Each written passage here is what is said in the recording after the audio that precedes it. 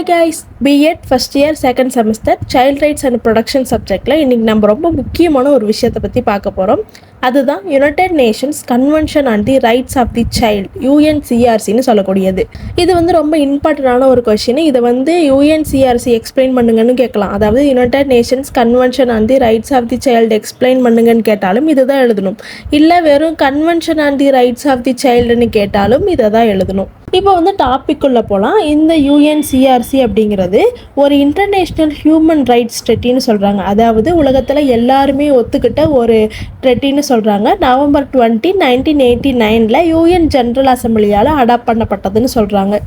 இந்த ஆக்டை பொறுத்தவரையிலும் யாரெல்லாம் சைல்டுன்னு பார்க்கும்போது 18 வயசுக்கு கீழே இருக்க எல்லாருமே சைல்டுன்னு இந்த டாக்குமெண்ட் டிஃபைன் பண்ணுதுன்னு சொல்கிறாங்க. இந்த பர்டிகுலர் டாக்குமெண்ட் மூலயமா குழந்தைங்க கிட்ட என்ன மாற்றங்கள் வந்திருக்கு அப்படின்னா, அப்போ முன்னாடியெல்லாம் என்னவா இருந்துச்சுன்னா, குழந்தைங்களை பெரியவங்க பார்த்துக்கிற ஒரு ஆளாக வச்சுருந்தாங்க. அதாவது குழந்தைங்க அப்படின்னாலே பெரியவங்களை டிபெண்ட் பண்ணி தான் இருக்கணும், அவங்க சொல்கிற பேச்சு தான் கேட்கணும்னு இருந்தது. இப்போது இந்த ஆக்ட் வந்ததுக்கப்புறம் அது என்னவா மாறுச்சு அப்படின்னா, அந்த குழந்தைங்களுக்கும் தனியாக ரைட்ஸ் இருக்குது, அவங்களும் ஒரு இண்டிவிஜுவலாக தான் பார்க்கப்படணும்னு சொல்லிட்டு இந்த டாக்குமெண்ட் மூலயமா மாற்றத்தை கொண்டு வந்தாங்க. நெக்ஸ்ட்டு எதுக்காக இந்த ஆக்டை கொண்டு வராங்க, எதுக்காக இந்த ட்ரெட்டியை கொண்டு வராங்கன்னு பார்க்கும்போது, இது ஒரு லீகலி பைண்டிங் ஃப்ரேம் ஒர்க்காக சொல்கிறாங்க. அதாவது எல்லாருமே இது கீழ்ப்படுத்தி தான் ஆகணும். யுஎன்சிஆர்சி எதுக்காக இதை கொண்டு வராங்க அப்படின்னா, எல்லா நாட்டில் இருக்க குழந்தைங்களுக்கு அவங்களோட அத்தியாவசிய தேவைகளான சிலதை பூர்த்தி பண்ணுறதுக்காக இது கொண்டு வராங்க. என்னென்ன அப்படின்னா, ஃபஸ்ட்டு சர்வைவல், அவங்களோட வாழ்க்கை எப்படி வாழ்கிறாங்க அப்படிங்கிறத கவர்மெண்ட் கவனிச்சுக்கணும்னு சொல்கிறாங்க. அடுத்தது டெவலப்மெண்ட், அவங்களோட வளர்ச்சிக்கு தேவையான எல்லாத்தையும் நம்ம பண்ணி கொடுக்கணும். தேர்டு ப்ரொடக்ஷன், அவங்களுக்கு பாதுகாப்பு அப்படிங்கிறது ரொம்ப முக்கியம். ஃபோர்த்து பார்ட்டிசிபேஷன் ஆஃப் சில்ட்ரன் அப்படிங்கிறது என்னென்னா, இப்போ எல்டர்ஸோ இல்லை பேரண்ட்ஸோ இல்லை யாருமே ஒரு குழந்தைக்கு அவங்களோட பாயிண்ட் ஆஃப் வியூவை போட்டு திணிக்கக்கூடாது. அதுக்கு பதிலாக அந்த குழந்தையோட ஒப்பீனியன், அந்த குழந்தையோட டிசிஷனுக்கும் ரெஸ்பெக்ட் கொடுத்து அந்த குழந்தையோட ஒப்பீனியனுக்கு தகுந்த மாதிரி இவங்க மாறணும் அப்படிங்கிறது தான் பார்ட்டிசிபேஷன் ஆஃப் சில்ட்ரன்னு சொல்லக்கூடியது. அதையுமே நம்ம கவனிக்கணும்னு சொல்கிறாங்க. இப்படி இந்த விஷயங்கள்லாம் நம்ம இம்பார்ட்டன்ஸ் கொடுக்கும்போது தான் ஒரு குழந்தையோட டிக்னிட்டி ப்ளஸ் அவங்களோட பொட்டென்ஷியல்னு வரும்போது அவங்களோட டேலண்ட் எல்லாத்தையுமே குளோபல் லெவலில் நம்மளால் உயர்த்த முடியும் அப்படிங்கிறது தான் இந்த ஆக்டோட மெயின் எய்மாக இருக்குன்னு சொல்கிறாங்க. நெக்ஸ்ட்டு இந்த கன்வென்ஷனோட ஆப்ஜெக்டிவ்ஸ் என்னென்னு பார்க்க போகிறோம். அதாவது இந்த கன்வென்ஷன் ஆக்டோட நோக்கங்கள் என்னென்னு பார்க்க போகிறோம். இந்த கன்வென்ஷனோட ஃபஸ்ட்டு நோக்கமே என்னென்னா, recognition of children as rights holder. இதில் என்ன சொல்கிறாங்க அப்படின்னா, குழந்தைங்கள பேரண்ட்ஸோட ப்ராப்பர்ட்டியாவோ இல்லை ஃப்யூச்சர் அடல்ட்ஸாக மட்டும் பார்க்கக்கூடாது. அதுக்கு பதிலாக அவங்களையும் செப்பரேட் இண்டிவிஜுவல்ஸாக கன்சிடர் பண்ணி அவங்களுக்கும் தனியாக ஹியூமன் ரைட்ஸ் இருக்குது, அவங்களுக்கும் தனியாக சட்டங்கள் இருக்குதுன்னு சொல்லிட்டு பார்க்கணும். அதாவது எப்போ பார்த்தாலும் குழந்தைங்களை ஒருத்தங்களுக்கு கீழே டிபெண்ட்டாக இருக்கிற மாதிரி பார்க்கக்கூடாது. அவங்களுக்கும் தனியாக ஒரு உலகம் இருக்குது, அவங்களுக்கும் தனியாக அவங்களும் ஒரு இண்டிவிஜுவல் தான் சொல்லிட்டு அவங்களுக்கு உண்டான மதிப்பை கொடுக்கணும் அப்படிங்கிறது தான் first objective. Next establishment of universal standards. இதில் என்ன சொல்ல வராங்க அப்படின்னா, உலக அளவில் எல்லாருக்கும் ஒரே மாதிரி லீகல் ரைட்ஸ் இருக்கணும்னு சொல்கிறாங்க. அதாவது அந்த ஒரு பர்டிகுலர் குழந்தை எடுத்துக்கிட்டோன்னா, அந்த குழந்தை யார், எங்கே இருக்காங்க, அவங்க ஃபேமிலி பேக்ரவுண்ட் என்ன அப்படிங்கிற விஷயங்களெல்லாம் பார்க்காம எல்லாருக்கும் மினிமமாக கிடைக்க வேண்டிய செக்யூரிட்டியும் ரைட்ஸையும் உறுதிப்படுத்துறது. இன்னும் ஈஸியாக சொல்லணும் அப்படின்னா, ஒரு குழந்தை இந்தியாவில் இருந்தாலும் சரி இல்லை வேறு எந்த கண்ட்ரியில் இருந்தாலும் சரி, அவங்களுக்கு கிடைக்க வேண்டிய பேசிக் ரைட்ஸை கொஞ்சம் கூட டிஃப்ரென்ஸ் இருக்கக்கூடாது. எல்லாருக்கும் ஸ்டாண்டர்டான ப்ரொடக்ஷன் கிடைக்கணும், எல்லாத்துக்கும் ஸ்டாண்டர்டான ரைட்ஸ் இருக்கணும். எந்த ஒரு பார்ஷியாலிட்டியும் பார்க்காம எல்லா குழந்தைகளுக்கும் சமமான உரிமைகள் கொடுக்கணும் அப்படிங்கிறது தான் இந்த கன்வென்ஷனோட 2வது ஆப்ஜெக்டிவாக சொல்கிறாங்க. Next prioritising the child's best interest. இதில் எதை சொல்கிறாங்க அப்படின்னா, குழந்தைங்களுக்கு அஃபெக்ட் பண்ணுற மாதிரி ஏதாவது ஒரு விஷயம், அது லாவாக இருந்தாலும் சரி இல்லை கோர்ட் டிசிஷனாக இருந்தாலும் சரி இல்லை ஒரு கவர்மெண்ட் அட்மினிஸ்ட்ரேஷன் அவங்களோட டிசிஷனாக இருந்தாலும் சரி, அது எடுக்கும்போது குழந்தைங்களுக்கு எது பெஸ்ட்டோ அதுதான் முக்கியமாக இருக்கணும். சிம்பிளாக சொல்லணும் அப்படின்னா, லீகலாக ஒரு டிசிஷன் கொண்டு வராங்கன்னு வைங்களேன், அதாவது அது கவர்மெண்ட் சைடு இருந்து வரலாம் இல்லை ஒரு கோர்ட் ஆர்டராக வருதுன்னா அந்த டிசிஷன் எல்லாமே இது குழந்தைங்களுக்கு நல்லதா, அவங்களுக்கு இது கரெக்டாக இருக்குமான்னு யோசித்து அவங்க வெல்ஃபேருக்கு ப்ரியாரிட்டி கொடுக்குற மாதிரி இருக்கணும்னு சொல்கிறாங்க. Next ensuring holistic development. Holistic development அப்படின்னா முழுமையான வளர்ச்சின்னு அர்த்தம். இதில் என்ன சொல்கிறாங்க அப்படின்னா, ஒரு குழந்தைங்களுக்கு அவங்களோட சர்வைவலை தாண்டி அவங்களுக்கு தேவையான நெசசரி கண்டிஷன்ஸ் எல்லாம் கரெக்டாக இருக்கா அப்படின்னு சொல்லிட்டு இந்த கன்வென்ஷன் மூலமா செக் பண்ணிக்கலாம்னு சொல்கிறாங்க. என்னென்ன நெசசரி கண்டிஷன்ஸ்னு பார்க்கும்போது, அவங்களோட quality education, health care, supportive family என்விரான்மெண்ட்லாம் கரெக்டாக இருக்கான்னு செக் பண்ணிகிட்டே இருப்பாங்க. எதுக்காக இந்த நெசசரி கண்டிஷன்ஸ்க்கு இம்பார்ட்டன்ஸ் தராங்க அப்படின்னா, இது மூலயமா தான் ஒரு குழந்தை ஃபுல்லாக ஃபிசிக்கலாக மென்டலாக சோஷியலாக அதோட பொட்டன்ஷியலை ரீச் பண்ண முடியும்னு சொல்கிறாங்க. Next prevention of abuse and exploitation. இதில் என்ன சொல்கிறாங்க அப்படின்னா, இந்த கன்வென்ஷனோட ஒரு மேஜர் கோல் என்னென்னா குழந்தைங்களை பாதுகாப்பாக பார்த்துக்கிறது. இந்த குழந்தைங்களை ஒவ்வொரு வகையான வைலன்ஸ், நெக்லெக்ட் அப்படின்னா கவனிக்காமல் விடுறது, எக்கனாமிக் எக்ஸ்ப்ளாய்டேஷன், குழந்தை தொழிலாளர்கள்லாம் இருக்காங்கல்ல அவங்க, இல்லை அவங்களுக்கு ஏதாவது அப்யூஸ் நடக்குது அப்படின்னா அதிலிருந்து காப்பாற்றுறதுக்கு இது காப்பாற்றுறது தான் இதோட முக்கியமான நோக்கம்னு சொல்கிறாங்க. இதுக்காக ஒவ்வொரு கண்ட்ரியும் சரி, ஒவ்வொரு ஸ்டேட்டும் சரி, கட்டாயமாக ஸ்பெசிஃபிக்காக அவங்களுக்குன்னு தனியாக லாஸையும் மெக்கானிசத்தையும் கிரியேட் பண்ண வேண்டியது அவசியம்னு சொல்றாங்க. Next promoting participation and voice. இதில் நான் முன்னாடி சொன்ன மாதிரி தான் பார்ட்டிசிபேஷன் ஆஃப் சில்ட்ரன் வரும்போது எல்டர்ஸ் இல்லை பேரண்ட்ஸ் வந்து அவங்களோட தனிப்பட்ட விஷயங்களை ஒரு குழந்தை மேலே திணிக்கக்கூடாது. ஒருவேளை அது அந்த குழந்தைக்கு பிடிக்கலன்னா அது எதிர்த்து கேள்வி கேட்குற உரிமையும் அந்த குழந்தைக்கு இருக்குது அப்படிங்கிறது தான் இந்த ஆப்ஜெக்டிவ்ல சொல்கிறாங்க. இது வந்து அவங்க வளர வளர சமுதாயத்தில் வந்து ஆக்டிவாக பார்ட்டிசிபேட் பண்ண என்கரேஜ் பண்ணணும்னு சொல்கிறாங்க. சிம்பிளாக சொல்லணும் அப்படின்னா குழந்தைகளுக்கு அவங்களுக்கு சம்மந்தப்பட்ட விஷயங்களில் அவங்களோட கருத்தையும் கேட்கணும், அவங்கள வந்து ஒரு ஆக்டிவ் சிட்டிசனாக மாற்றுறது தான் இதோட ஆப்ஜெக்டிவ்னு சொல்கிறாங்க. நெக்ஸ்ட்டு தி 4 கைடிங் பிரின்சிபல்ஸ். 4 கைடிங் பிரின்சிபல்ஸ் அப்படின்னு சொல்லக்கூடியது என்ன அப்படின்னா எல்லாத்துக்குமே பேஸ் இதுதான் சொல்கிறாங்க. இந்த ட்ரெட்டியில் வேறு என்னென்ன ரைட்ஸ் இருக்கோ அது எல்லாம் எப்படி நடக்குது அப்படின்னு சொல்லிட்டு முடிவு பண்ணுறதே இந்த 4 பிரின்சிபல்ஸ் தான் சொல்கிறாங்க. இந்த 4 கைடிங் பிரின்சிபல்ஸ் வந்து ஒரு ரூல்ஸ் கைடு மாதிரி, அதாவது கவர்மெண்ட்டு, கோர்ட்டு இல்லை வேறு யாராக இருந்தாலும் சரி குழந்தைங்களுக்கு வந்து ஒரு நல்லது பண்ண நினச்சா அவங்க வந்து இந்த 4 விஷயங்களை தான் கைடாக வச்சுக்கணும்னு சொல்கிறாங்க. ஓவராலாக சொல்லணும் அப்படின்னா குழந்தைங்களுக்கு கொடுக்குற எல்லா ரைட்ஸும் கரெக்டாக ஒர்க் ஆகுதான்னு செக் பண்ண இது ஒரு ஸ்டாண்டர்ட் செக்லிஸ்ட் மாதிரி இருக்குன்னு வச்சுக்கோங்களேன். இதில் ஃபஸ்ட்டு பிரின்சிபல்னு பார்க்கும்போது நான் டிஸ்கிரிமினேஷன். இதில் என்ன சொல்கிறாங்க அப்படின்னா எல்லா குழந்தைங்களுக்கும் சம உரிமைன்னு சொல்கிறாங்க. அதாவது இந்த கன்வென்ஷனில் சொல்லியிருக்க எல்லா ரைட்ஸும் ஒவ்வொரு குழந்தைங்களுக்கும் கொஞ்சம் கூட எக்ஸப்ஷனே இல்லாமல் கிடைக்கணும்னு சொல்கிறாங்க. Race, colour, sex, language, religion, political option, national or social origin, property, disability, birth இல்லை வேறு எந்த ரீசன் வச்சும் குழந்தைங்களை யாரும் டிஸ்கிரிமினேட் பண்ணக்கூடாதுன்னு சொல்கிறாங்க. குழந்தைங்களோட பேக்ரவுண்டோ இல்லை அவங்களோட ஐடென்டிட்டி வச்சோ யாருமே அவங்கள அன்ஃபேராக ட்ரீட் பண்ணக்கூடாதுன்னு உறுதிப்படுத்துறது கவர்மெண்ட்டோட கடமைன்னு சொல்கிறாங்க. சிம்பிளாக சொல்லணும் அப்படின்னா குழந்தைங்கள யாராக இருந்தாலும் அவங்கள வேறுபடுத்தாமல் எல்லாருக்கும் சம மரியாதையும் ரைட்ஸும் கொடுக்கணும்னு சொல்லக்கூடியது தான் இந்த பிரின்சிபல். நெக்ஸ்ட் பிரின்சிபல் என்னன்னு பார்த்தோம் அப்படின்னா best interests of the child. இதில் என்ன சொல்கிறாங்க அப்படின்னா குழந்தைங்களை பற்றி எடுக்கிற ஒவ்வொரு முடிவுகளும் அவங்களுக்கு எது நல்லதோ அதுதான் முக்கியமான விஷயமா இருக்கணும். இது யார் யாருக்கெல்லாம் பொருந்தும்னு பார்த்தோம் அப்படின்னா public or private social welfare இன்ஸ்டிடியூஷன்ஸும் சரி, கவர்மெண்ட்டு இல்லை கோர்ட் அஃபிஷியல்ஸ்ன்னு சொல்லிட்டு எந்த ஒரு சட்ட ரீதியாக ஒரு விஷயத்தை வந்து கொண்டு வராங்க அப்படின்னா, நாட்டுக்கு கொண்டு வராங்க அப்படின்னா அதில் வந்து ஃபஸ்ட்டு நம்ம கவனிக்க வேண்டியது இதனால் குழந்தைங்களுக்கு ஏதாவது அஃபெக்ட் ஆகுமா, குழந்தைங்களோட வளர்ச்சி இல்லை அவங்களோட விஷயத்தில் வந்து ஏதாவது பிரச்சனை வருமானு பார்த்துட்டு தான் எந்த ரூலாக இருந்தாலுமே அதை வந்து கட்டாயப்படுத்தணும்னு சொல்கிறாங்க.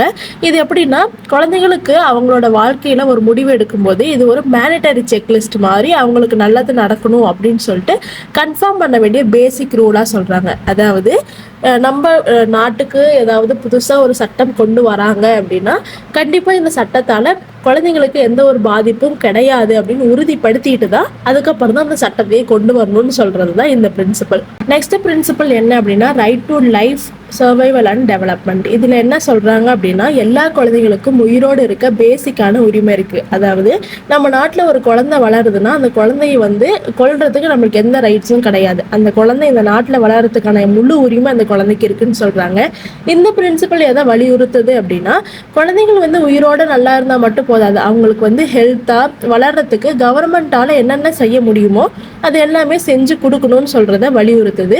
இது வெறும் சாப்பாடு போட்டு உயிர் வாழ வைக்கிறது மட்டும் கிடையாது. ஒரு குழந்தைக்கான அதோட mental, emotional, spiritual plus social க்ரோத்துக்கு என்ன வசதிகள் வேணுமோ அது எல்லாம் கிடைக்க அவங்களுக்கு உரிமை இருக்குது, அவங்களுக்கு கேட்க உரிமை இருக்குது. ஸோ கவர்மெண்ட் சைட்லேருந்து இது எல்லாத்தையும் அவங்க வந்து கரெக்டாக பார்த்து ஒரு குழந்தைய வந்து வளர்க்கணும் அப்படிங்கிறது தான் இந்த பிரின்சிபல். நெக்ஸ்ட் பிரின்சிபல் என்ன அப்படின்னா ரைட் டு பி ஹியர்ட். இதில் என்ன சொல்கிறாங்க அப்படின்னா குழந்தைங்களுக்கு அஃபெக்ட் பண்ணுற எல்லாத்துலேயும் அவங்க யோசிக்கிறத ஃப்ரீயாக சொல்கிற உரிமை இருக்குன்னு சொல்கிறாங்க.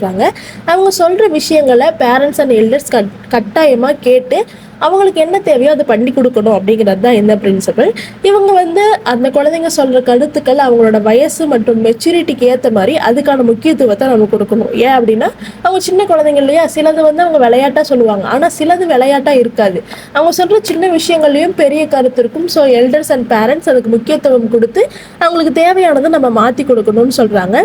இது அந்த குழந்தைய வந்து ஒரு பேசிவ் அப்சர்வராக மட்டும் இல்லாமல் அவங்களோட வாழ்க்கைக்கு அவங்க வந்து ஒரு ஆக்டிவான பர்சனாக இருப்பாங்க, ஆக்டிவான பர்சனாக அந்த குழந்தைங்களை மாற்றுறதுக்கு நம்மளால முடிஞ்சது அப்படிங்கிற மாதிரி இதை சொல்லலாம். இப்போ இதுக்கு ஒரு எக்ஸாம்பிள் சொல்லணும் அப்படின்னா, இப்போ குழந்தைங்கள ஒரு 3 நாள் ஸ்கூலுக்கு அனுப்புறீங்கன்னு வச்சுக்கோங்களேன். 3 நாள் கழிச்சு அந்த குழந்தைகிட்ட கேட்குறீங்க, இந்த ஸ்கூல் நல்லா இருக்கா, இந்த ஸ்கூல் உங்களுக்கு பிடிச்சிருக்கா அப்படின்னு சொல்லிட்டு. இப்போ அந்த குழந்தைக்கு அது அவங்களோட பாயிண்ட் ஆஃப் வியூவை சொல்றதுக்கான முழு ஃப்ரீடமை நம்ம தரணும். இப்போ அந்த குழந்தையோட ரீசன் சொல்லுது, அந்த ரீசன்னால எனக்கு இந்த ஸ்கூல் பிடிக்கலப்பா அப்படின்னு சொல்லும்போது டப்புன்னு பேரண்ட்ஸ் அக்செப்ட் பண்ணக்கூடாது. அந்த குழந்தையோட ஏஜ் ப்ளஸ் மெச்சூரிட்டிக்கு ஏற்ற மாதிரி அவங்களோட ரீசன் வேலிடான்னு பார்க்கணும்.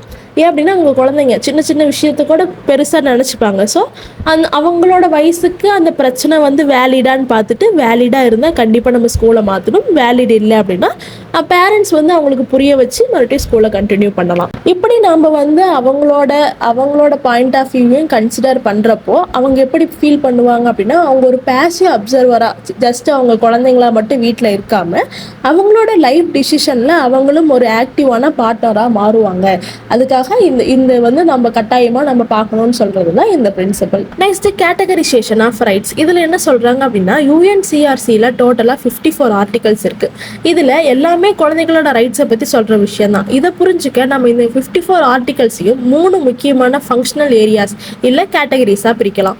இதில் ஃபர்ஸ்ட் என்ன அப்படின்னா provision rights, the right to ட்ரைவ்னு சொல்லுவாங்க. ட்ரைவ் அப்படின்னா செழிப்பாக இருக்கிறதுன்னு அர்த்தம்.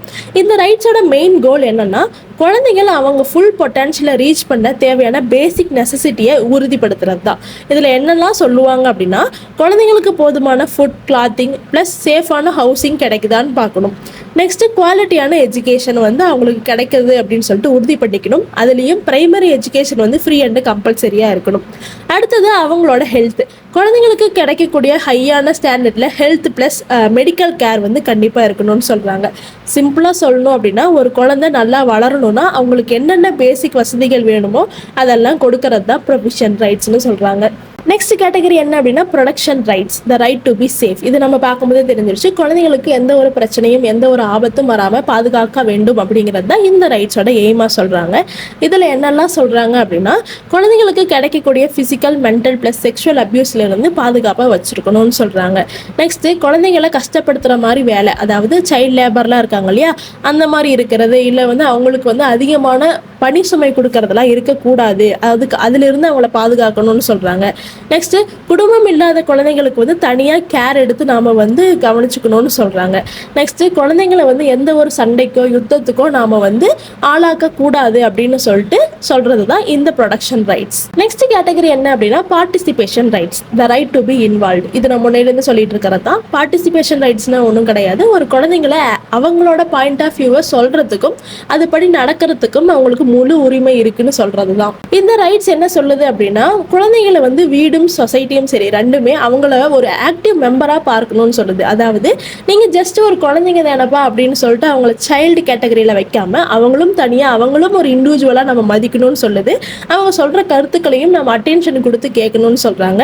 இந்த ரைட்ஸில் என்னென்ன சொல்கிறாங்க அப்படின்னா, ஃபேமிலியில், கோர்ட்டில், கவர்மெண்ட்லன்னு சொல்லிட்டு எந்த ஒரு லீகல் அட்மினிஸ்ட்ரேஷன் எந்த செட்டிங்காக இருந்தாலும் சரி குழந்தைங்களை அவங்களோட கருத்தை சொல்கிறதுக்கான முழு உரிமை இருக்குது, அதை நம்ம கேட்கணும்னு சொல்கிறாங்க.